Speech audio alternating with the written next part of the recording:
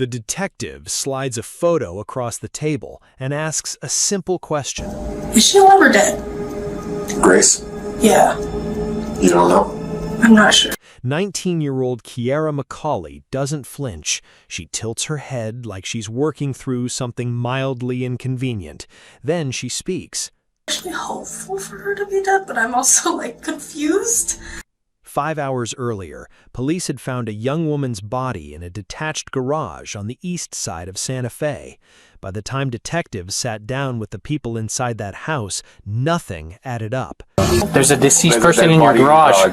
That's why it's a crime scene. There's a body in there? Yeah. By the end of the investigation, detectives would uncover a disturbing love triangle, a murder plotted over text messages, and a motive so tangled in fantasy and genuine trauma that some investigators struggled to separate one from the other. But standing outside that house on the morning of October 29, 2022, none of them knew who was telling the truth, or who had done it, or why. This is the case of Grace Jennings. October 29, 2022, Santa Fe, New Mexico.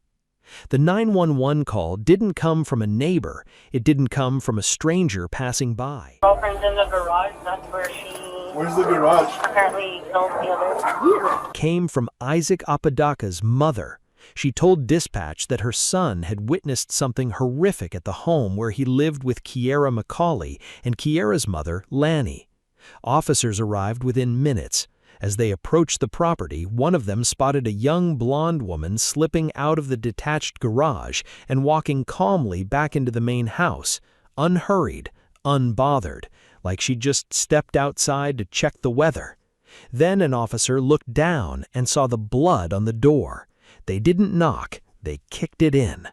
Lanny McCauley was standing in her living room. She had no idea why police were forcing their way into her home.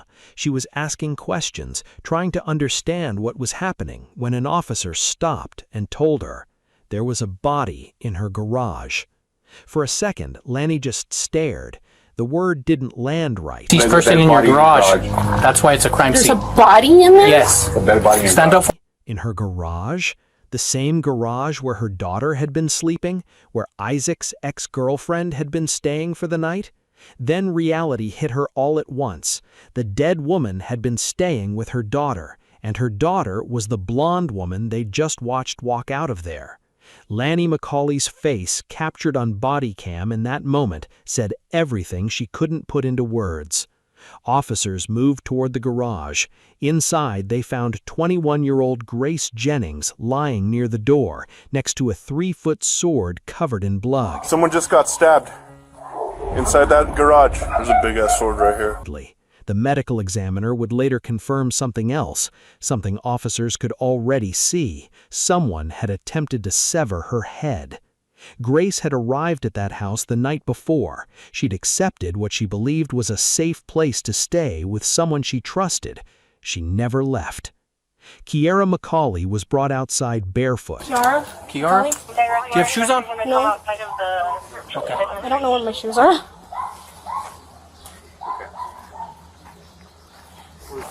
I was right next to you the whole time. Real quick, Sarge. Let's make it quick. That's us. Okay. So he saw a female walk back in. We were trying to make entry, and then we got confirmation. She said her son stays here. So what's your first name? Kiara? Yeah. Kara what?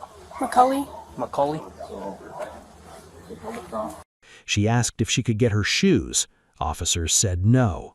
What struck every officer who interacted with her in those first minutes was consistent. She didn't seem to register what had happened.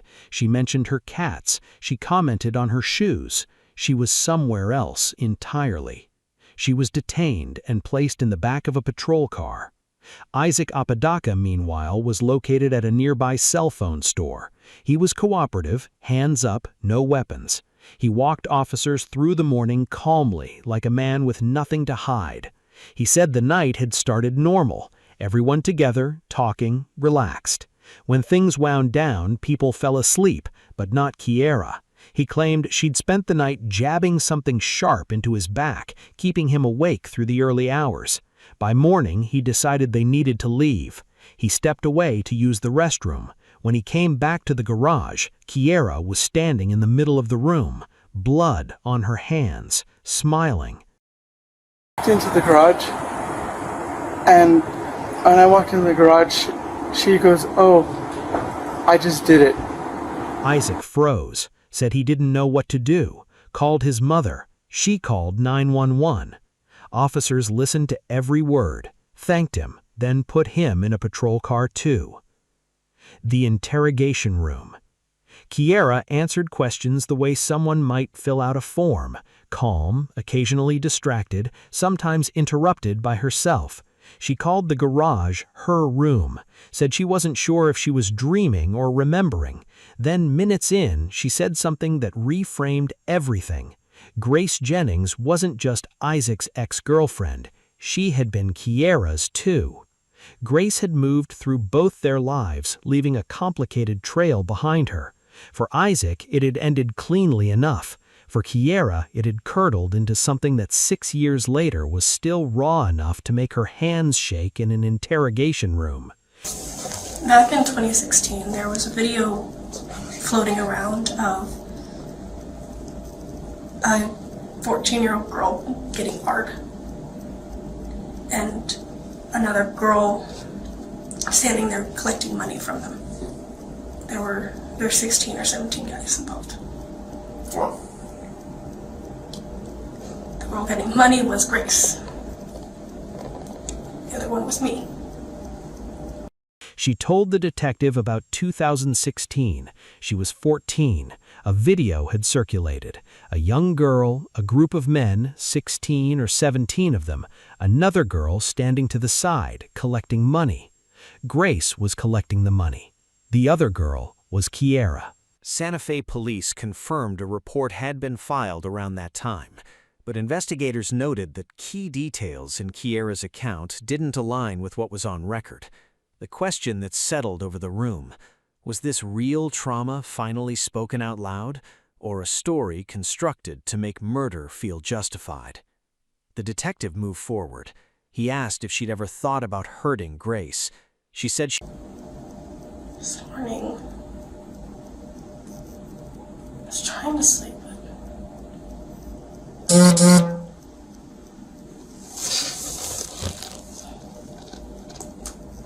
if you want blocking memories from me again, God damn it. Sorry. Who are you talking to? My best guess is that I have DID, but I'm not 100% certain. What's DID? Dissociative identity disorder.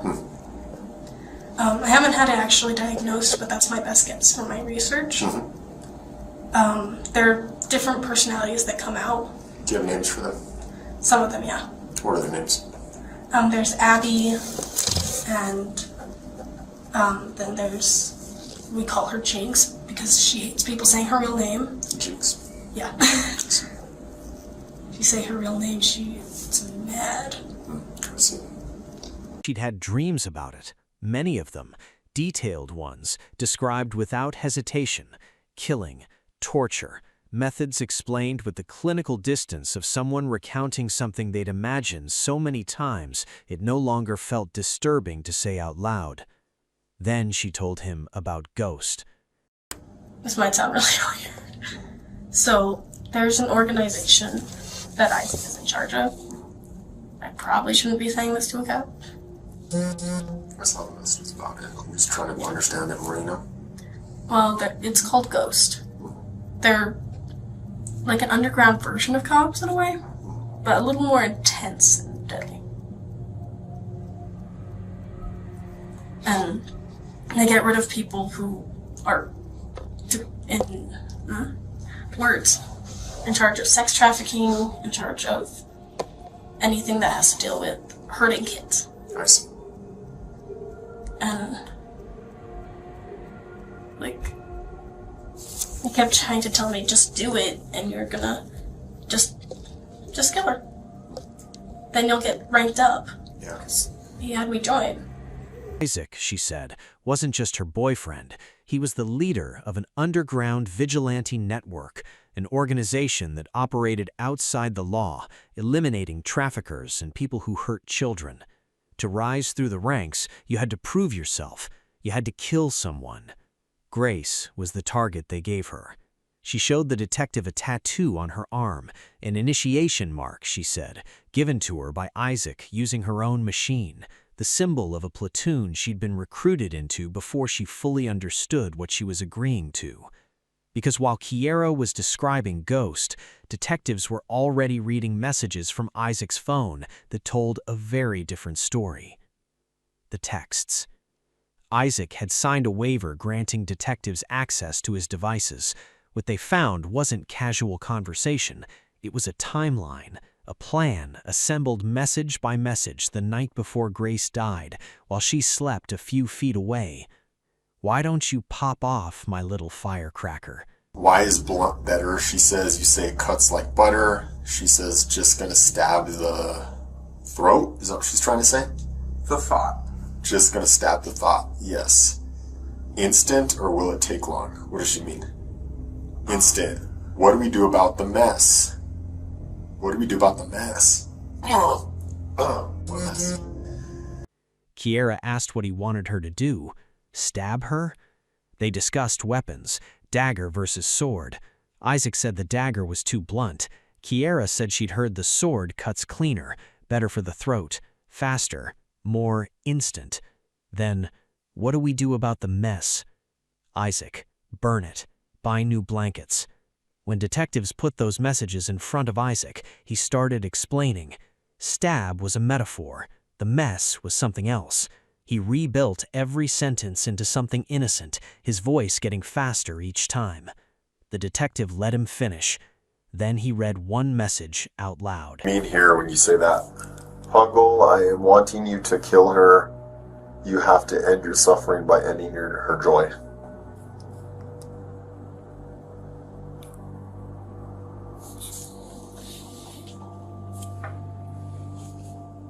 I wanted her to just end it up.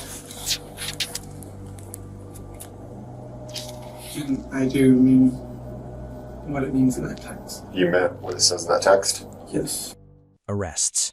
Aftermath. Kiera McCallie and Isaac Apodaca were both charged with first-degree murder in the death of Grace Jennings. Kiera eventually pleaded guilty, reduced to second-degree murder. As part of the deal, she agreed to testify against Isaac. Because of the brutality of the killing, prosecutors pushed for an enhanced sentence, up to 30 years, double the standard for the charge. In the interrogation room, when a detective told her she and Isaac were likely both going to jail that night, something finally broke through. I've never been to jail, I've never done anything. Now, going to jail for murder. Yeah. That was a leap. Isaac's path went differently. Prosecutors allege he orchestrated the murder, that he manipulated a vulnerable young woman into killing someone for him. He faces conspiracy and accessory charges alongside the murder count. He briefly accepted a plea deal. Then, in November 2024, he fired his attorneys and had the judge tear it up. He's heading to trial, and when he gets there, those texts will be waiting for him. Detectives never got the confession they expected. Kiera never clearly admitted she killed Grace Jennings. She said she wasn't sure, said she might have been dreaming. But at the end of her interrogation, she described a vision she couldn't quite place, a dream maybe, or a memory she couldn't tell anymore. She said she'd seen an ear pinned to a wall with a dagger. Grace's ear. Detectives reviewed the medical examiner's report. Grace's ear had been severed. She said she wasn't sure if she'd killed Grace Jennings, but she knew what only the killer could have seen. She's got her ears chopped off. You see that? Huh? She's got her ears chopped off. No, I didn't see that. Her ears chopped off, so. Grace came to that house looking for safety. She trusted the people inside. She went to sleep. She walked into a plan that had already begun, and by morning, she was gone. If this case stayed with you, subscribe. New cases drop every week.